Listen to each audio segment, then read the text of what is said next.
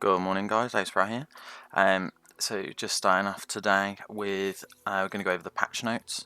Along with the patch notes, also going to open my weekly vault as we've hit maximum +2, and then we'll do some expedition and some climbing.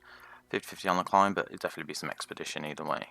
So let's have a look at the current patch notes that are coming through. So we've got patch 1.2.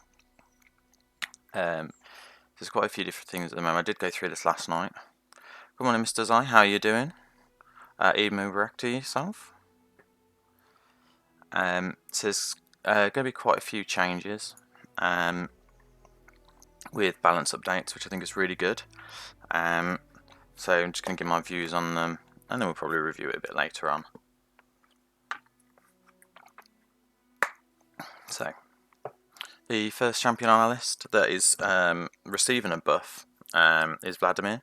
So currently, for each other attacking ally, deal 1 damage to your allies and deal that damage to the enemy nexus. In the update, he'll be gaining the drain effect. To be honest, the drain effect is only on his update, so I can't see that it's going to be too big of a change, to be honest. I can't see additional gameplay, but people will play to learn how he goes. I'm very well, Mr. Zai. How are you doing today? You all good? Karma. So Karma at the moment is pretty strong. So they're looking to increase her cost from 5 to 6. So this is like a small change, but it is noticeable. To people who do play a lot of the Karma Lux deck, Karma Ezreal deck, this will become a notable change. It's been, playing it one turn later could be more considerable. If she gets bounced, you can't replay her straight back onto the field. So I think this is a good change with this. So I think I'm just going to keep an eye on her still because of the complexities of it. Shen is also receiving a buff. So his power is going from 2 to 3. This seems like a minor change, but in reality, this is actually quite a big change, really. Shen at the moment is more of a supporting champion. You use him to obviously gain barrier onto characters, so you make him more favourable trades. Changing him to 3 attack makes him a bit of a contender to not just be support role, but he'll also attacking, so it fits in quite nicely. People will most likely play around with Shen, but there may not be too many differences on this. But it's definitely a good increase for Shen himself. Vi, I think we all saw this one coming. So Vi at the moment with Tough at 5, this is going to be reduced down to 4. So not having to use so many resources to go into Vi is pretty big. Having Tough at 5 is difficult to deal with anyway, even if you're coming across sort of like the normal Demacian cards that have, the attack of 5. Well, it's a 5 mana, 5 and 5 tough, attack and tough. Then normally they can be quite difficult to deal with, but at least you're only dealing with 5, where obviously with Vi you're not even worried about flipping her most times. So this makes it quite difficult. Most people are just sticking her into, decks because they can, because of how strong and how good of utility she is. The nerf from 5 to 4 will make an impact, you will notice it, but she will still see a lot of play, in my opinion. Just the tough effect makes it difficult, and if you do flip it, you still got that 5 effect, which is still pretty huge.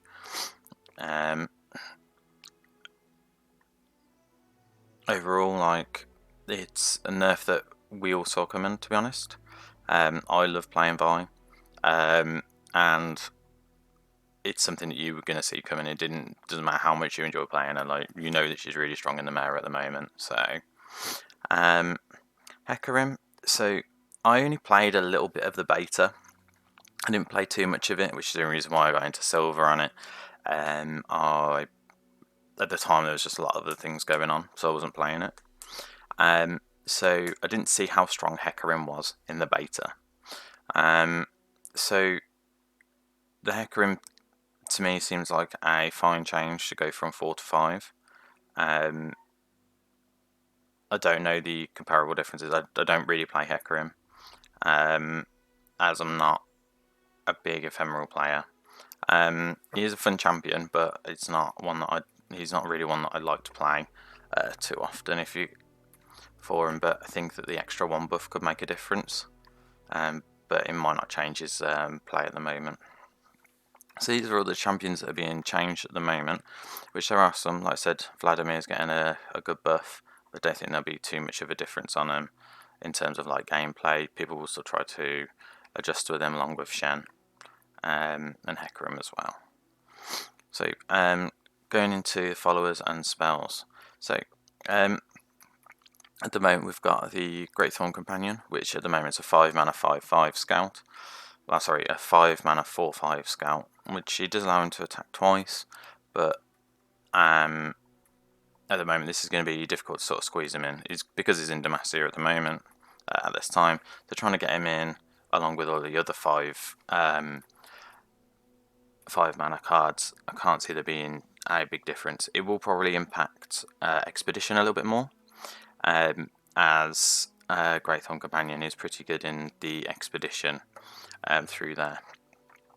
A Grizzled Ranger and Loyal Badger Bear. This was also enough, I think, that everyone's talking about.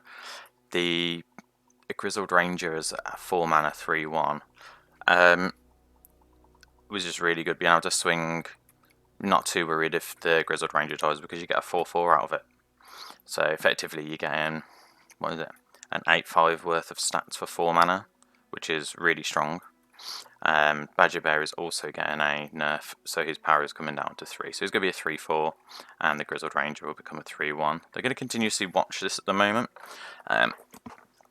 because it is a small change, but it is still impactful. You will notice that you can't use as much to sort of trade with them, but you're not having to use as many resources defending against it. And with Demacia at the moment, they sort of, when they drop into sort of turn 3 and 4 and they drop Loyal Badger Bear and then straight into Grizzled Ranger, they've got like a massive board already, and it's hard to deal with. So this is a welcome change, to be honest. Laurent Chevalier, so this guy's just getting a health increase from 1 to 2. This is quite a nice change, to be honest. I do like Laurent Chevalier. The idea of getting extra minion back. A lot of the time, though, he's just going to have 1 swing regardless, because a lot of the time you're trading into a unit that you want to remove off the board straight away. So hopefully, you can always drop him down to be as a blocker, drop a trump block like a 1/1 or something, and you get 2 out of it. But overall, it's not going to be too big of a difference. You might see a bit more of him in the meta, but I don't think there'll be too much in there. In Expedition will be a lot better. So for the Loyal Badger Bear, it's going down to 3 mana. Which I said this is going to be a notable difference, and it should be a lot better, as 3 mana 4/4 is just really strong. Standalone. So this is becoming a 4 cost. So rather than sort of skipping first 2 turns and then turn 3 playing Zed and then instantly playing standalone and then being stuck behind a 6/5, they've now got to wait an additional turn to do so, which is pretty strong. I think the card may still see play because just having the 1 card, but it does mean then you are effectively either passing another turn or losing a minion just to play it. So it probably will still see play, but just not as much. So some of the biggest nerfs now are coming into the aggro, burn aggro decks at the moment.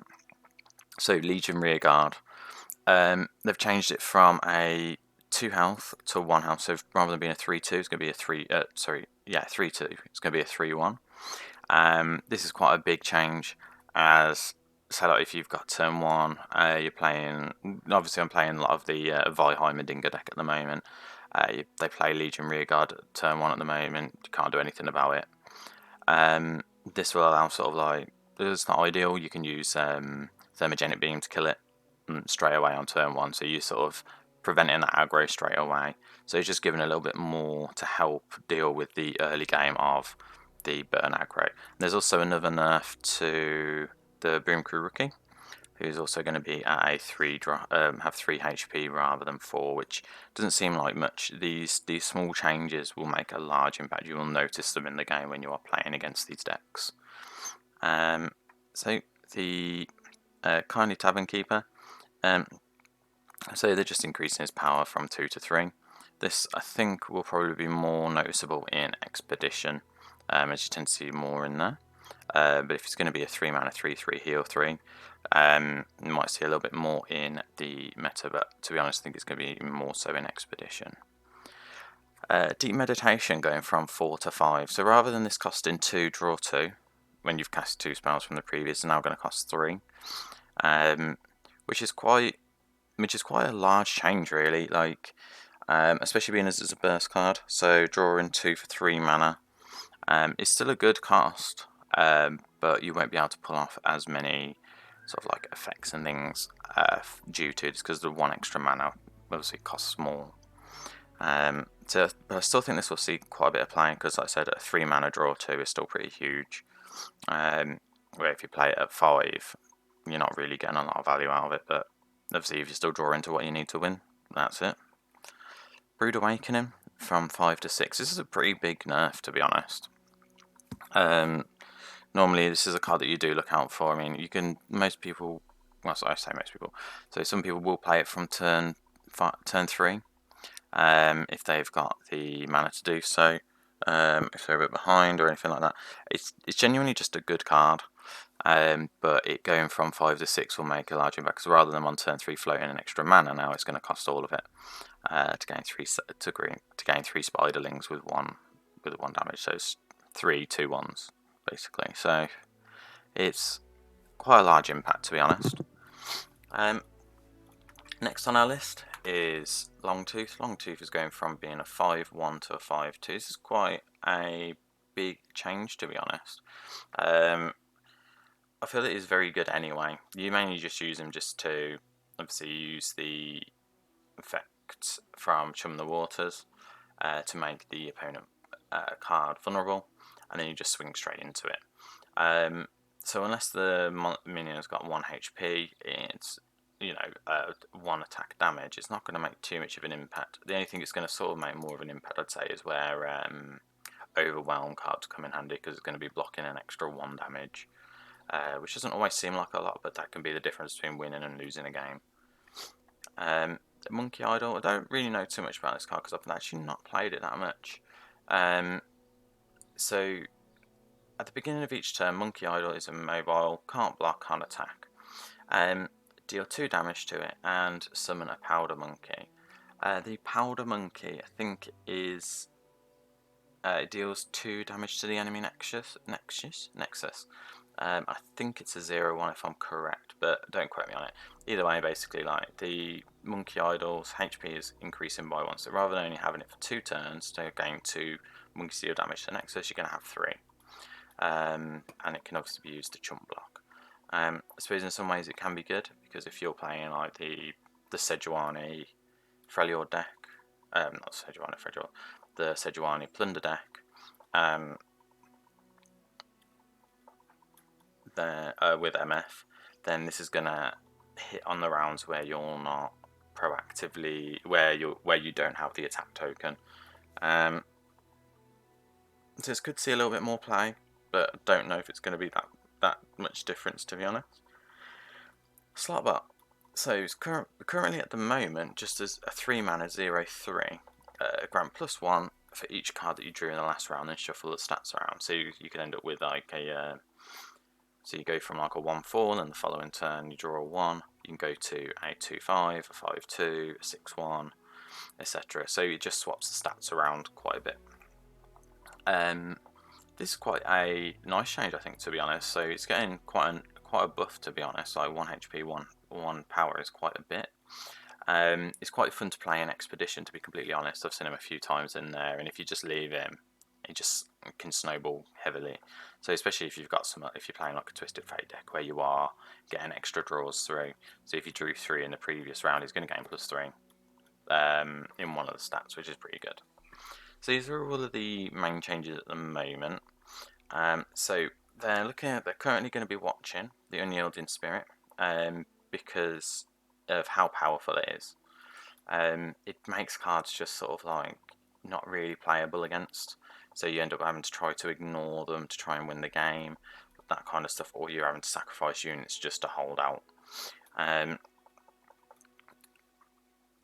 It's difficult to say in terms of how, without just going, oh yeah, we'll just remove it. In terms of how good, how much what they could potentially do to nerf it. Maybe even just removing it as a burst effect down to a fast or slow. Even fast I think would be fine, because at least you can react to it. But I think not being able to do anything against it, as soon as as soon as you've played it, it goes straight onto the unit's unkillable. There's nothing you could do about it. So whatever if you've targeted that minion for loads of things and they just drop the unyielding spirit, I mean, granted you should be looking out for it anyway, but if you don't, then it's going to make a large impact. So they're just keeping an eye on it, which is good. Pilfer goods and card stealing. I can understand why they're going to keep hold of this. Like, taking cards from an opponent's deck is pretty strong, especially if you come across something that is like a combo deck, anything like that. If they take the card that you needed to complete your combo, it just wipes it out, and you can do it so early on as well. It's so strong. One of the things that I found is if you have the card stolen from your deck, it'd be kind of nice to know what they've stolen, so that if you are relying on sort of certain cards in your deck, you know what you're sort of looking, you know what you're not going to be missing. So you know what you're missing then, so you're not worried about, like, oh, I've got to wait for this card to sort of deal with something or whatever, not drawing it, because the odds are they've got it. But we'll just see how they do with this, which will be pretty good.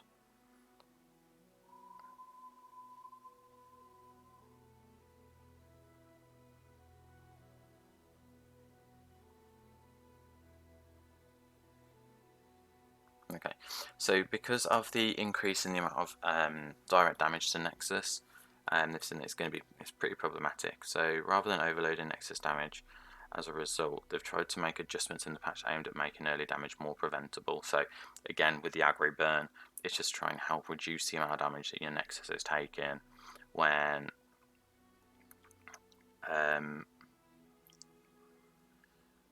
in the early game, basically.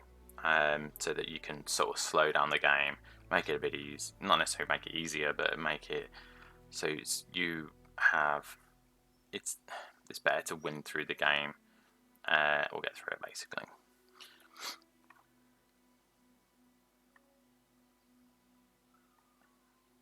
That's it. Then don't forget, they're going to be adding the new Pyro Guardian and emote. So Rainbow Guardian and Combine emote will be able free until July 7th. You just had to sort of purchase the bundle, and it costs nothing. So for these two, it doesn't cost anything. I imagine that the board will cost something though. It's not in the store as of yet, but when it is, just be sure to pick these up because they're going to be pretty good. This is what the board looks like. It's got the arcade style that they've got in League of Legends, which is a pretty nice touch. They've got Riven Sword over here. They've got the console stuff over here, they're all relatable to certain champions who do have them in the game as well. To be honest, I can't remember all of them.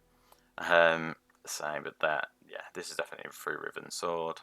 The Vigar was another one. And then you've got, I think Sona had an arcade skin. But this board looks really, really nice. I'm probably going to pick this one up because it is super good. They're also adding some new emotes in. I really like the Draven one, but that's just because Draven is one of my favourite champions in the game, and they're also included a new card back, which is actually pretty nice. So this expedition information, it's mainly just based around what cards are going to be removed and what's going to be added in the different types of decks through them. I'm not going to go through these because you'll naturally see them when you're doing the expeditions anyway. So on that, I'm pretty happy with this, and we're going to crack on now with some normal gameplay. So we're going to go and open my weekly vault, see how we're doing on there, and then we'll get started on the normal expedition. Hopefully I can get a 7 win. I did last night and I was pretty happy with that. So let me just change things over. So this will be uploaded to YouTube as well, so don't forget to like, comment, subscribe. Thank you for watching and have a great day.